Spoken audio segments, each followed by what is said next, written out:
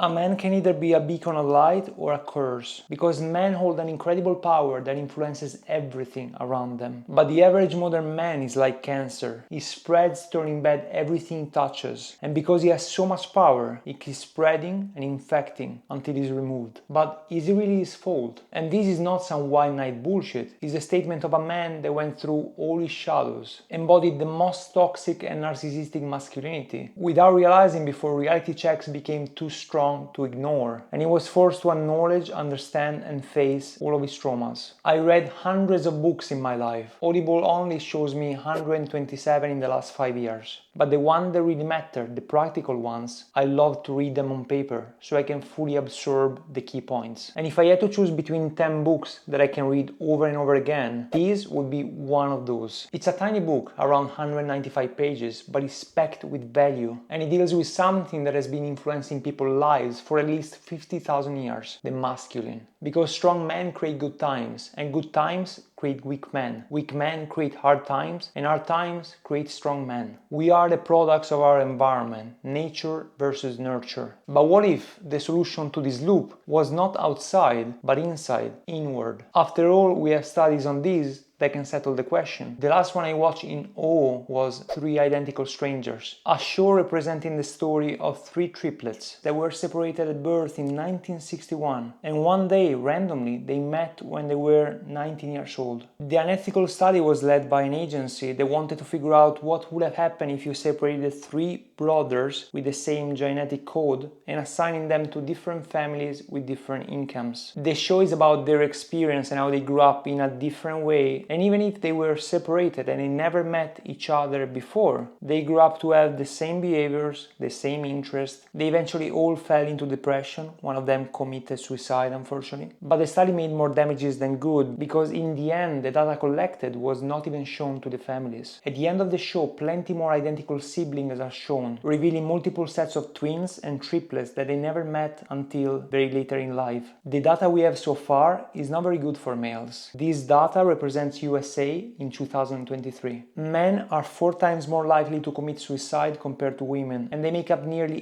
80% of suicides. 4,832 men, compared to 447 women, died from workplace injuries. Men are 10.8 times more likely to die on the job. In prison, men are 93% of the combined state and federal prison population, compared to 7% of women. 10.6 for 100,000 males and 1.9 for 100,000 females die because of a firearm. Men are 5.6 times more likely to die because of a firearm. 44.3 on 100,000 men and 18.3 on 100,000 women die because of drugs. Men die at 2.4 times the rate. 68.4% of men, compared to 30% of women, experience homelessness. Men are well over 2 times more represented here. In the late 20s, 1 in 4 men still live with parents, compared to 1 in 6 women. In the late 30s, 1 in 6 men still live with their parents, compared to 1 in 11 women. And the feminists can stand up and say patriarchy is poison, and there are plenty of matriarchal societies that work perfectly in life. And men are the main cause of everything bad that has been happening in history in the last centuries. And I get it, we are at one point in history where women prefer to be stuck with a bear than with a man. But I am 100% confident that humans need a world of duality to be formed into healthy and grounded adults. To the men out there that feel that they are losing against bears, you have to understand how things work. Because men's biggest fear is to be laughed at by women, and women's biggest fear is to be killed by men. And at the time of recording this, it makes me extremely sad to know that Italy, my country of origin, is one of the top countries in the world for femicide, men killing women, especially during or after a breakup. And this is the worst possible scenario, but before any of this, there are plenty other things that need to be worked on. Men themselves are not the problem, and this statement does not aim to justify terrible actions. But I feel the real problem is the ripple effect of a traumatized patriarchal society that keeps passing trauma like it was inheritance, and very few people that keep solving the new burdens that they were given, so it keeps accumulating and stacking up. Of a society that does not provide parents with the resources, time as well, well, to raise the future conscious, grounded, and healed men and women, because women play a part in showing men the way to healing as well. They are not responsible for it, but in their infinite kindness, patience, and wisdom, they are great teachers, not as mothers, but as partners and guidance. And this is not to take away responsibility from us, because it's our burden and responsibility, but just to say the world does not promote our healing. And where we are as a society, and the amount of people in jail because they were a byproduct of their upbringing and environment, speaks for itself. It's funny that we spend 13 years of our lives forced to study things that we will never use anymore, and the things that matter the most are never touched. The system is designed to tame our power and keep us ignorant and complacent, forcing us to study just enough to cope with society rules, but not enough to become an independent, critically thinking human that can represent a threat to the system and pass our knowledge and experience to the next ones. This book is just 195 pages long, but is one of the greatest resources I found to reconnect to our masculine power by identifying the archetypes and their shadows. I never had so many haha moments like reading this, because almost every shadow I can connect to specific stages of my childhood, teenagehood, and adulthood. There is so much work to do just to become aware of the problem. Unraveling it is a feat of its own. So let's begin. Just to give you a glimpse of my journey, I grew up in a decent family with nothing ever missing, from good clothing, good food, a beach house, a countryside house, summer camps, and ski seasons. But growing up, I realized that my father has been emotionally absent all his life towards me and my mom. They both experienced some traumas that they never healed, and as a result, they passed them over to me. In the house, there was never a quiet approach to things. There was often shouting and bursts of anger at the slightest challenge. So growing up, I learned to lie and to be in a constant fight or flight mode, which led me to develop psoriasis. But later on in life, it made me curious enough to study childcare education to understand how the experiences we go through as children influences us as adults. Instead of curiosity, there was often criticizing, which created a lot of insecurities and took a lifetime to heal.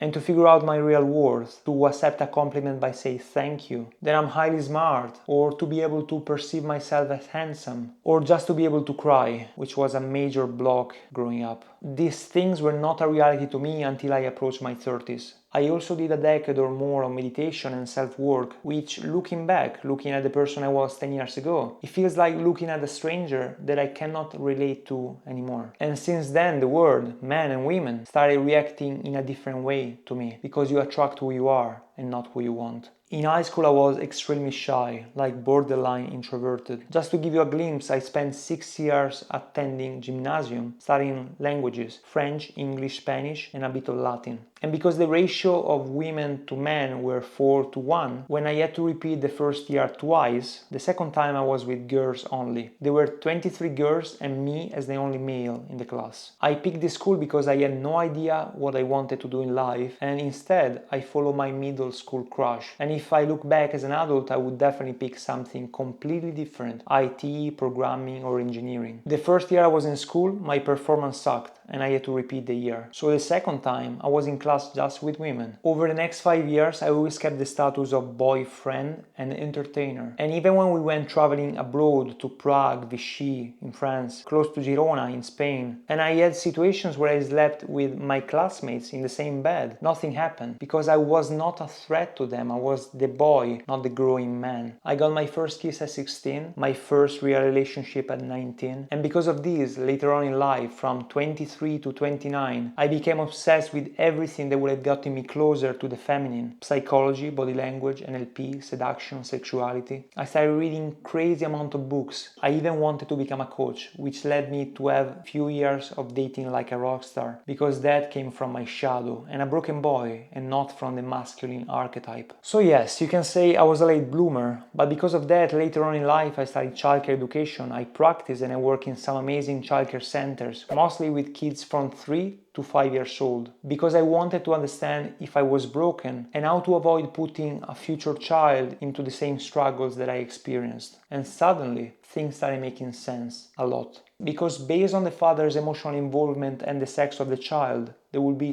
2 different outcomes. And either you are a man or a woman, you should be taking notes to learn and embody, or train your partner to level up. When a father is emotionally present, he doesn't just raise a child, he installs a baseline on their nervous system. system. You're safe, you're worthy. Your emotions do not scare me. You can handle pressure. When a father is emotionally absent, even if he lives in the same house, the baseline is different. Love is unpredictable. I have to earn attention. My feelings are a burden. I am alone with pressure. And here's the part most people miss. That baseline doesn't only shape your emotions. It shapes your school performance, your career, and quietly the kind of partner that you will choose. Because you don't date what's best. You date what's familiar to your nervous system. And the same applies to your social circle. Unless you transform, and as a result, you start attracting different people. So let's break it down. Boys versus girls by stage. Boys, childhood. 0 to 10. If dad is emotionally present, a boy learns how to calm down after stress, how to take corrections without collapsing, how to try again after failure, how to be strong and connected. In school, he will have better frustration tolerance, which will lead to better focus and eventually to more consistent effort. If dad is emotionally absent though, he learns that emotions are not welcome. Asking for help is pointless. He learns protection, anger, lying, withdrawal, or being tough. In school, he will show more inconsistency. Smart but doesn't apply himself. He will have behavioral issues and attention problems. He learns what love from a masculine figure feels like, either steady or unavailable. Teenagehood, 11 to 18. Teen years are identity years. The boy is trying to answer one question: who am I as a man? If dad is emotionally present, he has a reference point. I can face discomfort and still be loved. I can handle friction. I don't have to perform masculinity. In school, he shows more consistency, studies more regularly, accepts feedback, and sticks with skills. He's less likely to chase chaotic validation. He can choose a girl because he values her, not because he needs her validation to feel like a man. If dad is emotionally absent, there are two common routes: rebellion, outward strategy. He tries to feel power through intensity. Fights, risky friends, reckless choices, drugs, alcohol, cheap dopamine, porn, status game. At school, he will have conflict with authority because parents are your first authority, and if you do not respect them, as a consequence,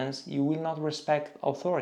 Skipping, failing, too cool to try. He tends to choose partners that feel like a trophy or a challenge, someone to prove something to. He will show high drama, high intensity, high volatility, because calm feels empty when you grew up with emotionally emptiness. Number 2, collapse, inward strategy. He checks out, he withdraws from effort and challenge. Apathy, I don't care. The word I was associated with the most growing up. Numbness, emotional flatline. Low ambition, no drive to build. Nothing matters. Permanent distractions. Gaming, scrolling, porn, weed, endless entertainment. At school, grades drift down. Procrastination becomes a lifestyle. Underperformance despite capability. No plan and no follow through. Regardless partners, he often chooses one of two. The caretaker, a woman who mothers him, because he wants regulation that he never learned. Or the distant avoidant partner, because distance feels familiar and safe. No pressure to be fully seen. Either way, he avoids true intimacy. Adulthood, 19 plus. If dad is emotionally available, he's more likely to become steady under pressure, consistent with habits, able to commit, and able to lead self and others. Career-wise, he builds mastery, he takes responsibilities, he compounds skills. He's more likely to choose a partner with good values, because stability doesn't feel boring, it feels safe. If dad is emotionally absent though, the team pattern becomes adult life. Career-wise, he's drifting, he puts inconsistent effort, he's avoiding leadership,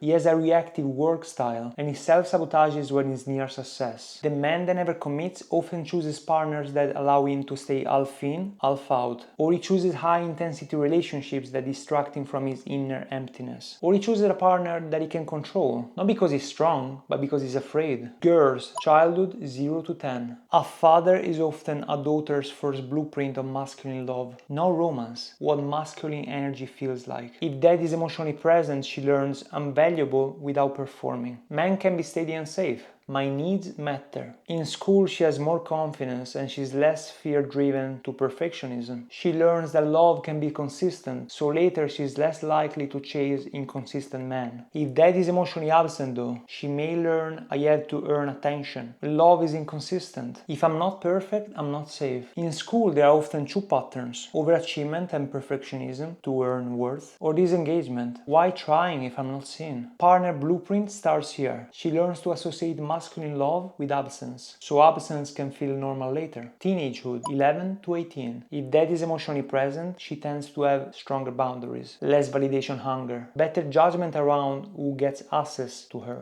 In school, she has more stable motivation, and she's less derailed by societal chaos. She's more likely to choose boys and men which are respectful, steady, and emotionally available, because her nervous system recognizes steadiness as love. If dad is emotionally absent, she is more vulnerable to attention and validation hunger. She is confusing intensity with love. She is chasing emotionally unavailable men because it feels familiar. School performance can swing between drama and distraction to burnout and overachievement. She often chooses one of two partners, the emotionally unavailable man, distant, inconsistent, because the chase feels like home, or the fixer project, because earning love feels normal. So she tries to rescue a man into becoming present. And this is how a lot of women end up exhausted, not because they're weak, but because they're trying to heal childhood through romance. Adulthood, 19 plus. If dad is emotionally present, she's more likely to experience secure intimacy, calm love without constant testing, healthier boundaries and self-worth. Career-wise, she's competence-driven, less people-pleasing. She makes better negotiation and limits. She tends to choose men who are steady, protective without control, and emotionally mature, because it feels safe, not suspicious. If dad is emotionally absent though, the common patterns are anxious attachment, fear of abandonment and overgiving, difficulty trusting calm love, seeking reassurance like oxygen. Career-wise, she is often a high performer with imposter syndrome, or somebody who stays small to avoid judgment. She may repeatedly choose men which make her feel anxious, because anxiety feels like love, keep her guessing, require her to prove her worth, or mirror her father's emotional distance. So when I say father involvement changes outcomes, I don't mean just feelings. I mean how you handle pressure, how you perform in school, how you build a career, and who you choose to love. Because your nervous system will always try to recreate what it knows until you make the unconscious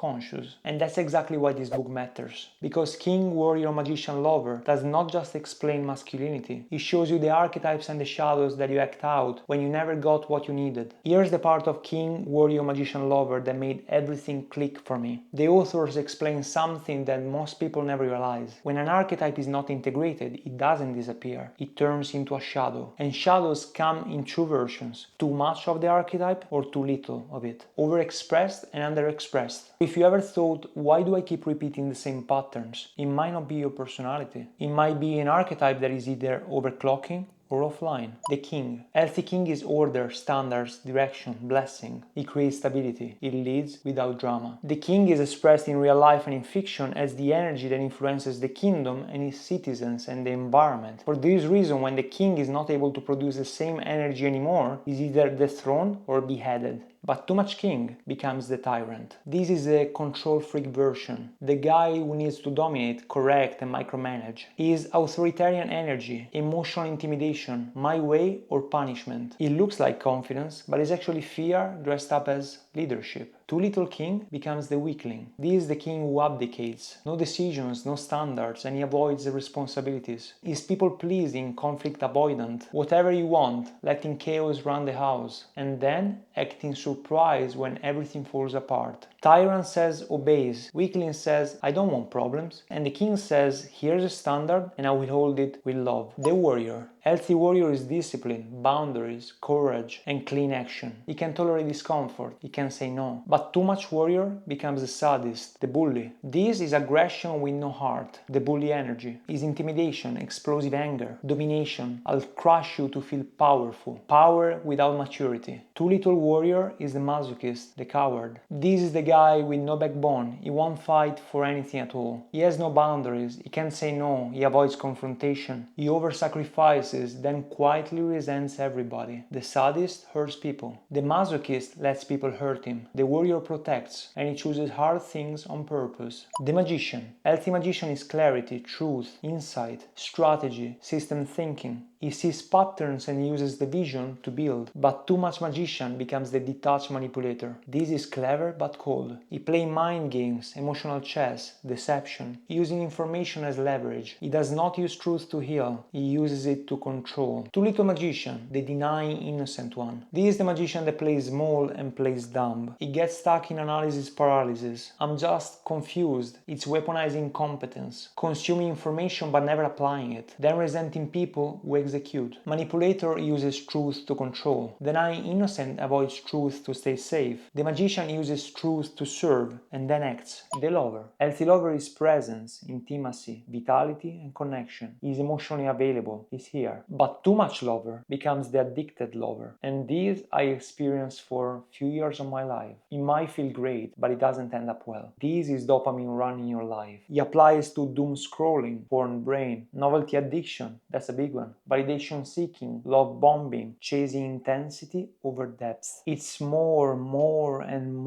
and then emptiness. And this reflects very well some years of my life that I spent getting great with women, but it was superficial. I was going through weeks of dating 2-3 different women. When I was calling somebody, nobody was there to pick up the phone because they realized there was a disconnection between the person I was showing and the real person that was behind the mask. The shadows can give you superpowers, but they're not sustainable. And eventually people will realize there is a discrepancy between the things you say and the things you do. Life at some stage felt like a dream where I had superpowers, but what felt like abundance after years of addiction in disguise eventually turned into emptiness. If you look at the history of Casanova, for example, he died alone and in complete poverty because the one woman that said no to him was the one that he kept chasing with everything he had, and eventually it was his demise. Too little lover is the impotent detached lover. This is emotional shutdown. He's the man that is emotionally unavailable. He has avoidant attachment. It comes with numbness, depression, I'm fine, while being dead inside. The addicted lover says more. The impotent lover says nothing. And the lover says, I'm here and I'm making space for you. Now, the obvious question is, cool, I can see the shadows, but how do I get out of them? The book's logic is simple. Any shadow is either too much of an archetype or too little of it. So the exit is not to be more masculine, is to bring the archetype back online with the right practice. If you are too much king, for example, the tyrant, your pattern is control. You correct, you control, you punish, and you micromanage. The fix isn't to be nice, the fix is blessing plus responsibility. Try this one once per day. Bless somebody out loud. Not flattery, recognition. This is what I respect about you. Because the mature king builds people, he doesn't crush them. And if you are too little king, the weakling, your pattern is avoidance. No decision, no standard, no structure. Your exit is non-negotiables. Pick 3 rules you actually keep. Sleep, training, work block, and 1 boundary conversation per week. Make it short, clean, and with no apologies. King is the man who creates order without fear. You do not need it. Remove it from your life. If you are too much of a warrior, the sadist, your strength leaks as aggression. You intimidate, you explode, and you dominate. Imagine somebody keeps doing something you do not like, and you keep not saying anything because you're not able to set boundaries, and eventually you explode. And people are wondering, what just happened? This happened so many times to me, until I learned. Your exit is restraint plus service. Put the heat in your body, not in your relationships. Train hard, sweat, do something difficult, embrace the challenges, and then practice the pause. When you're triggered, 3 breaths before you speak. And practice meditation, because that helps a lot. Now, if you are too little warrior, the masochist, you avoid conflict. You over-sacrifice, you get worked on. Your exit is boundaries plus discomfort reps. 1 no per day, start small. And commit to a hard routine you do not negotiate with. Warrior isn't violence, it's the ability to hold the line. If you are too much magician, the detached manipulator, you use information as power. Mind games, leverage, control. Your exit is truth and clean communication. Say the true thing faster. Stop withholding as a way to feel superior. Use knowledge to serve, not to win. If you are too little magician, the denying innocent, you play dumb, you stay confused, and you consume information without never applying. Information for the sake of getting more knowledge becomes an addiction. Never being ready to start. Well, you could have started months ago, but you keep justifying it. Your exit is 1 rule, 1 input, 1 output. Learn 1 thing, apply 1 thing today. Ship weekly, post, build, execute. Do not wait for getting more knowledge or getting another course or investing more money or buying new things. Because clarity without action is just fear dressed as intelligence. And I failed with this so many times until I learned. Magician is not the man who knows. Magician is the man who sees clearly and acts wisely. If you are too much of a lover, the addicted lover, you chase stimulation. Porn, scrolling, flirting, novelty, substances. More becomes the drug. Your exit is a detox plus a replacement. 30 days removing the main escape. 0% of it. And you replace it with something simple. Real aliveness. Sunlight, movement, nature. Real connection. Not willpower. A new environment. Willpower is not avoiding eating the cookie. Willpower is taking all the steps to remove the cookie from the room in the first place. But this takes a lot of mental energy. So you create a new environment altogether. If you are too little lover, the impotent lover, you are shut down. Emotionally unavailable, numb and flat. Your action is reconnecting to feeling. Small, but daily. One honest emotion per day. No story, just I feel, followed by whatever you actually feel. One honest emotion per day. And body practices. Breath, movement, music and nature. Because lover lives in the body, not in the head. Lover is not pleasure. Lover is presence. And the moment you understand and you embody this, everything shifts. And this is why the following journaling exercise that I'm going to show you works perfectly. Because once you can name the shadow, you can negotiate with it and install the behavior that brings the archetype back. The book ends with a simple but powerful exercise. Do this tonight. Grab a notebook and set a timer for 10 minutes. Pick one shadow that has been hijacking you lately, the one you know that has been running patterns in your life. Then write a dialogue, like a conversation, with no censoring, no shaming. There is nobody judging here. Write down